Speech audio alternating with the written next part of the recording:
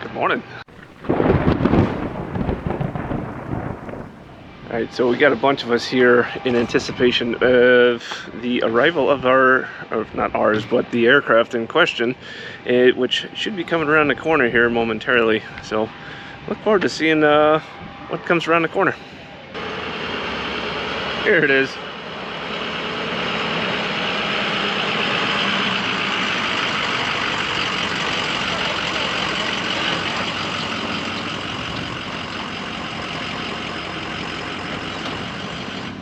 Interesting. I think we'll get that ready in time for the air show.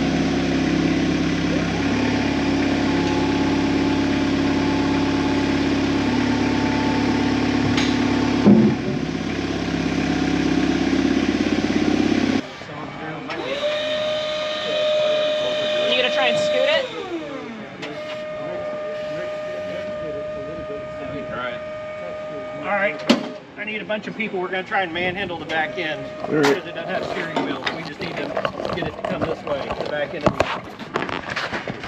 Oh, no, it's too heavy. You're on the floor. Okay. That's it.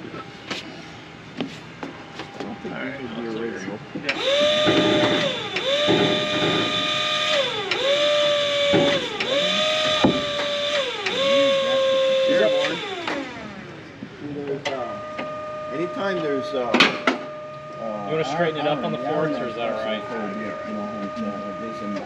Drive crooked.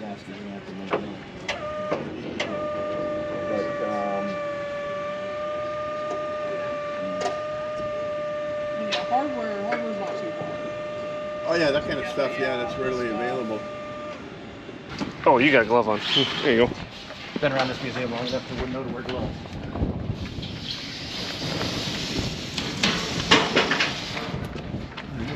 Caught on something? No? Yeah. Oh, there you go. You got it, bub?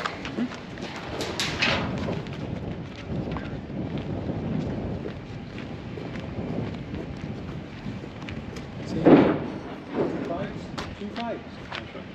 I'll get a lot of respect.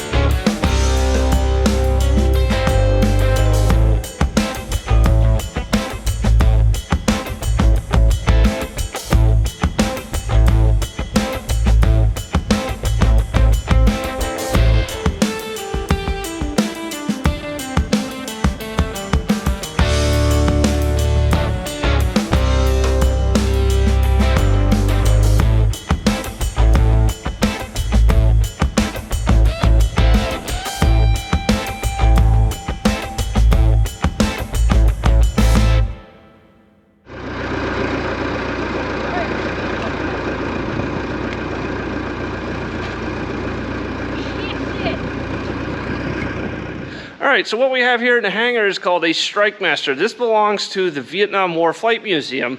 And as far as I'm aware, this is a British-developed aircraft that was derived from something that they called a jet provost, which was one of their trainers. This was a little bit more beefed up, could carry weapons, and was a light ground attack aircraft, as far as I'm aware. If I'm not mistaken, this served with the Singapore Air Force. That's their old Roundel sitting on the painted on the tail still. So I don't know much of the history of this. As far as I'm aware, this may get restored to be a static display. I'm not sure if she'll be a flyer again, but again, this belongs to the Vietnam War Flight Museum. Now, it did come with a fresh Rolls-Royce Viper engine, which not only can go in one of these, but can also go in a jet provost. So, interested in this. That engine looked really good, and that's I got it on screen right now for you guys. But yeah. But the wings for this, the wings and the tail should show up next week, I believe, and then we'll have a mostly complete aircraft. Not sure how much involvement we'll have with this. Obviously, we'll give them a hand as needed. But yeah, this is an interesting aircraft. Looking around it, let's take a closer look. That's where the wings attach right there. So the engine would sit in this cavity back here. That's that Rolls-Royce Viper that I mentioned, and it's got the intake has a split duct design. You got an intake on each side. And as far as I'm aware, this sat in a barn somewhere in this country for some number of years. There's the panel's pretty much been gutted, but it's a two-seat. I don't think this is an ejection seat aircraft. I could be mistaken on that. I don't know. Like I said, I don't know much about these things.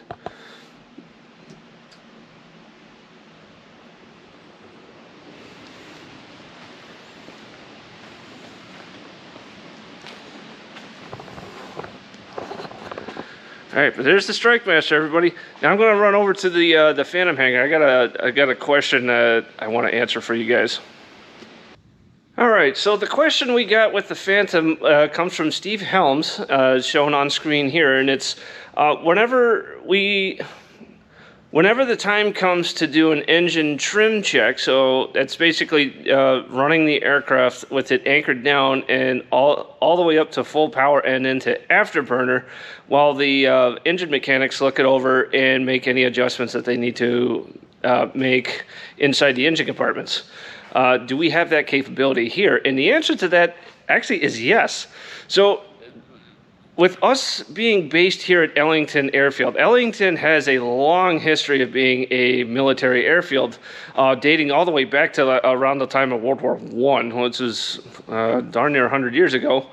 But there's some stuff here at this airfield that we can take advantage of with us being based here as well. So, the main runways have the end-of-field arresting system, so the tail hook on these aircraft, so our A4, the F4, the F100, anything that's tail hook capable can snag the cable on the way by, and that's normally part of our process whenever these aircraft fly, is we'll call the pilots will call up to the tower and ask for the departure end or the far end of the airfield's cable to be raised, just in case they got to abort a takeoff or something happens, and they can snag that cable and come to a safe stop before rolling off the end of the runway. So another thing we get to take advantage of is there is a trim pad nearby that we can take the aircraft out to. We have these very thick, I think these are either 1 inch or 1.25 inch thick steel cables. And what we'll do is we'll take her out to the trim pad and drop the tail hook, secure those cables to a big, there's a connection in the ground for doing this specifically, and we'll catch it with the tail hook. The pilots will then take tension on those cables once everything's securely fastened, and then we'll chock the wheels with it in tension, and then now we have a hard connection to the earth there, so that we can run the engines at full military power and even afterburner. So I think that won't be this weekend, as far as I'm aware. I think that's going to be later before flight, is that we'll take her out to the trim pad and really run the engines and make sure everything is good to go on the ground before she takes to the sky. That's if there's an issue with the engines, that's when we want to find it and not in the air. So I hope that answers that question, Steve, and I look forward to when we actually do that particular task, because that's going to be awfully loud, but man, is it going to be fun. And Crew Chief Al has said that it's really spectacular in twilight conditions, because that afterburner flame really shows up well. All right, well, I hope you all enjoyed that. It's definitely interesting to see a Strikemaster. Never seen one of those before. That was kind of neat. So again, hope you all enjoyed that. Thanks for watching, and we'll see you next time.